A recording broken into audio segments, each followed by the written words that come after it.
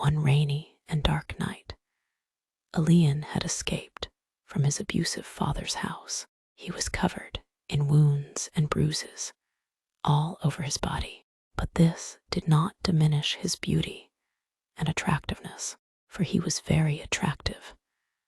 While he was running in the dark alleys, asterisk bang, crash sound, asterisk Elian collides and falls on the wet ground. He raises his head to see a man towering over him, tall and intimidating, his eyes holding no emotion, his face devoid of emotion. Asterisk, the man looks down at Elian in the dark. With unreadable eyes, he stares at him like a predator would its prey. He studies him silently, taking in the wounds and bruises on his face. Elian feels small and vulnerable under the man's gaze. What are you doing so late?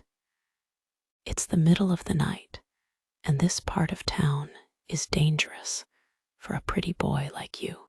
Asterisk Elian swallows his saliva hard, his heart racing in his chest. He tries to compose himself and stutters a response. I was just trying to escape from my dad.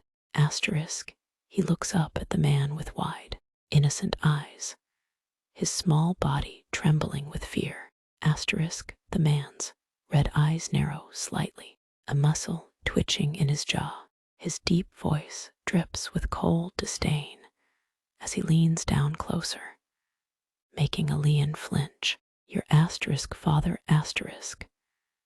Asterisk, he scoffs mockingly. Asterisk, you let that worthless piece of trash chase you into my streets.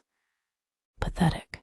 Asterisk, his gloved hand reaches out to roughly grip Elian's chin, forcing their gazes to lock. His like burning coals. Asterisk, who the hell is he? Tell me now. Asterisk, Elian shivers, his heart pounding in his chest as the man's strong hand grips his chin, forcing him to look up at him. He can feel the anger radiating from the stranger's body, making him even more frightened. With trembling lips, he manages to answer the man's question.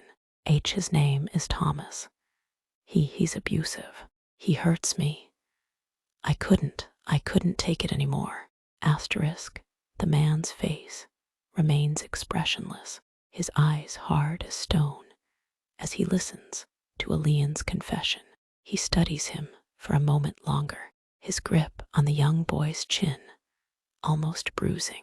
Abusive, huh? Asterisk, he lets out a low scoff, dropping his grip and stepping back from the boy. He crosses his arms, looking down at him with a critical gaze. Asterisk, so you're running away from your father because he beats you. How cliché.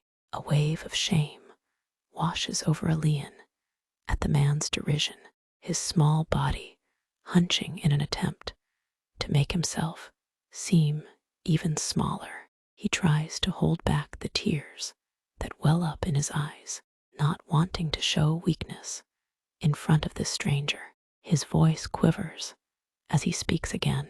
It's not just the beatings. He does more than that. He's cruel, and he hates me. He's been doing it for years. I couldn't bear it anymore. I had to leave. The man's expression remains unreadable, his hard eyes narrowing slightly as he takes in Elian's words. He can sense the fear and vulnerability that the boy is trying desperately to suppress. Despite himself, a faint hint of something like compassion, asterisk, flashes across his stoic face. How old are you, HM?